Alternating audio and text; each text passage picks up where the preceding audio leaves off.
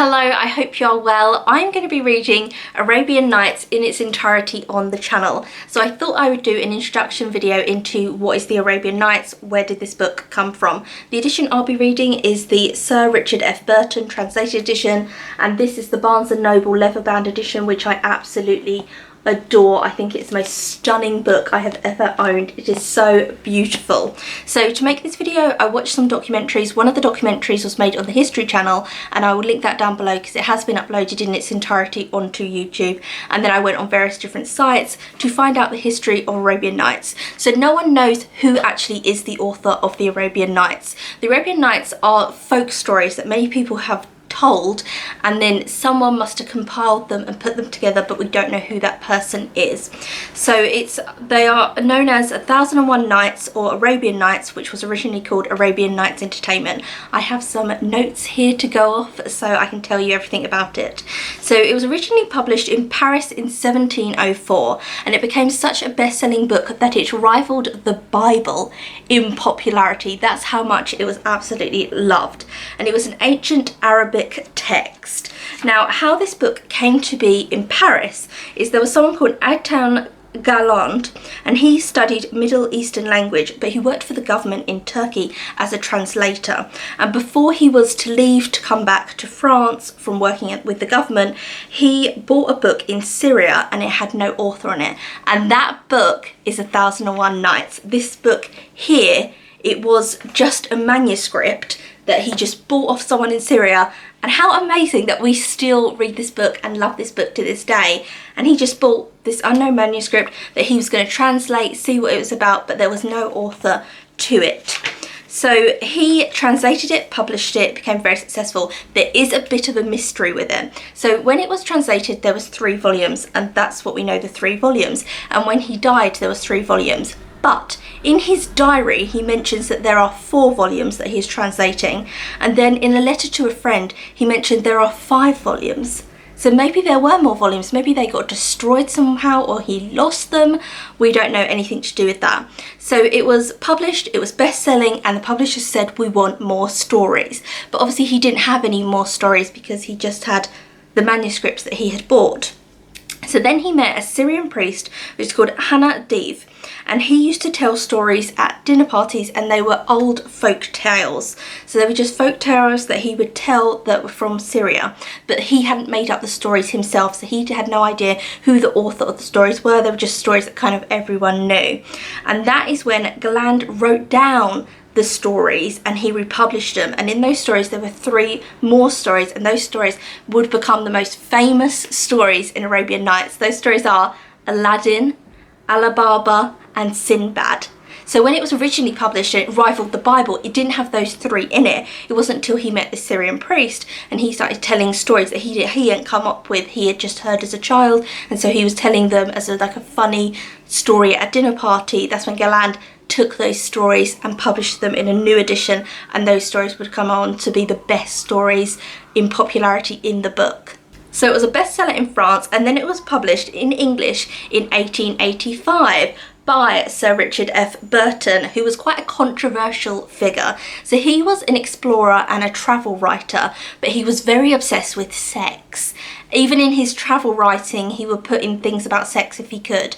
And he translated the Kama Sutra. He wasn't the original translator of that, but there is an edition that he bought out of that book. And he was obsessed with anything to do with that. So people think that when he translated Arabian Nights, he actually added more sex in it or exaggerated the scenes. So he didn't add scenes in, but he exaggerated the sexual scenes as much as he could to add detail to make it more pornographic, because that was just what he was like in all his writing. So that is the edition that we know now in English is his edition. At the time, that was very controversial, but it became a bestseller. But it was controversial because people couldn't read the stories to their children because there was so much sex in them. So they translated an edition that was called the Lady of Burton edition, and Lady Burton was his wife, who was also an explorer and a travel writer, and it was meant to be, oh, my wife has cleaned up the book, so you can read this to your little girls. It's fine. She's got rid of anything that would be inappropriate for children. It's a family edition. His wife actually never read Arabian Nights. It wasn't her edition. She just lent him her name so that he could use her name to make it seem a more respectable version than his version, and that version was published a year later. So now on to the actual story of Arabian Nights and what it is about. It is set 1,000 years earlier than 1704, and that time was called the Islamic Golden Age, and that's because science, medicine, loads of different fields were progressing at such a rapid rate. That's why it is called the Golden Age, and many books were being published at that time. So the plot of Arabian Nights is a mythical king kills his unfaithful wife and then decides that he hates all women. He despises them. So he decides that he's going to marry a new wife every day. So he's going to marry a virgin, and then when the sunrise comes, he's going to kill her. And he does that for many years, killing many virgins across the land because his wife was unfaithful to him. He doesn't trust any women, he doesn't care about them, and so he just thinks he's going to carry on his life like that. So his wazir runs out of virgins. There's hardly any left, and they don't want to marry the king, and so the wazir has to give his own daughter to the king, and she is called Charizard. And so he gives his daughter to the king and thinks he's going to kill my daughter at sunrise, as he has done with all the other virgins who he has made his wife. But Charizard is very intelligent, and she comes up with a cunning plot. So they make love, and then she says, "Can I tell you a story?" And the king says, "Yeah." So she tells him this story, and she is so fantastic with storytelling. And the stories in the book they're her stories. They're supposed to be that she's telling to the king. So she starts telling him the story, and then sunrise comes, and she hasn't finished the story. And he has to go off and do his king duties, but there's no time for her to finish the story before she's due to be killed. So he says, "Okay, I'll grant you one more day. You can stay alive one more day because I want to hear the end of this story." So he doesn't kill her, and then she just keeps telling stories. So every time she's finished one story, she will start another story. And because she's so amazing and enchanting with her storytelling, he keeps her alive for 1,001 nights. She is kept alive, and then he decides that he is just going to not kill her and just keep her, and that is the story. So this woman trying to fight for her life, telling all these stories, is the story of Arabian Nights. Those stories are the stories, the tales in the book, which is such a fantastic idea and plot.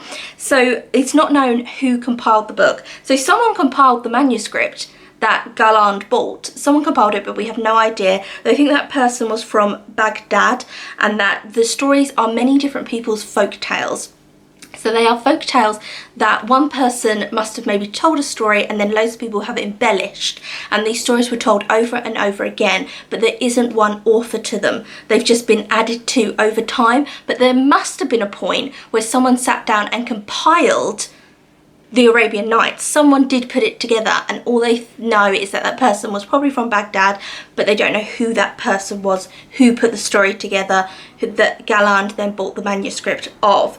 The stories are from different parts, so there's Persia, Chinese, Arabic, North Africa, and some European stories in there as well. And they think why the stories are all from different parts, it's not just one person sat down and wrote all the stories, is because of the Silk Road. So the Silk Road linked Europe and Asia together, and it was trade. And it used to take months to go across the Silk Road, and there would be desert storms where people would have to stay inside their tents, and they would tell stories to pass the time. So they think it's just people, when they were travelling along the Silk Road, they would meet someone would tell them a story, and they would retell the story wrong, or they would embellish it, and it would become a completely different story than what it was originally.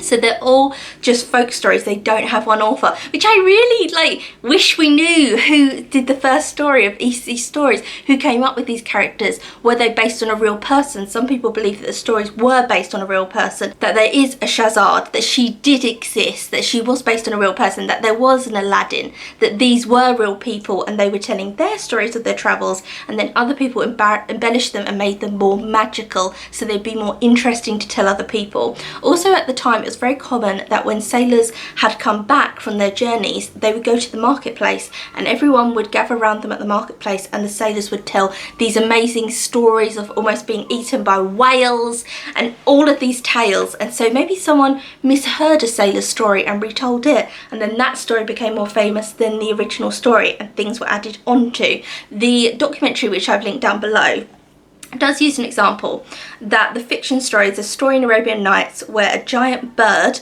attacks and can kill men, and it is so strong that it picks up an elephant in its claws and flies off. Now, there has never been such bird that existed that could have picked up an elephant and flown off with it.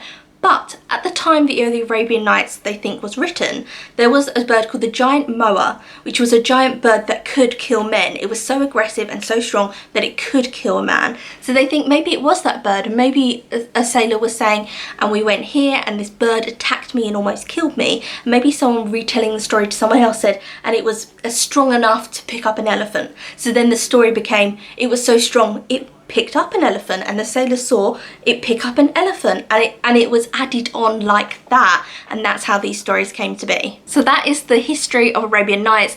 There is no author. We don't know who came up with the stories originally. If it was one person, it was many stories. It's believed that it was just folk stories. It was one story told many times by different people and changed, and then one person must have written the story down, and then one person, a different person, must have compiled them together. But it's a complete mystery, which I think makes it even more magical, that there's this mystery within it, that we don't know who said these stories. And some people believe that these stories are real, that the magic stories are real magical stories. Other people believe that they were based on truth, and then they have been embellished to make the stories more interesting. I cannot wait to get reading all these stories. So I'm going to be reading a story on the channel, and then at the end of the video I'll give you my opinions on that story, and then in the comments we can chat about that story, and then the next video will be another story. And it's just something that I want to just keep going with on the channel. There'll be other normal videos up as well, and there'll be a playlist on the channel where I'll put all these videos together, my Arabian Nights videos. So I hope you're going to enjoy me reading the Arabian Nights. If you have read any of the stories, then let me know down below. And I hope you have enjoyed this video. If you did, then feel free to subscribe, and I will see you again soon for another video.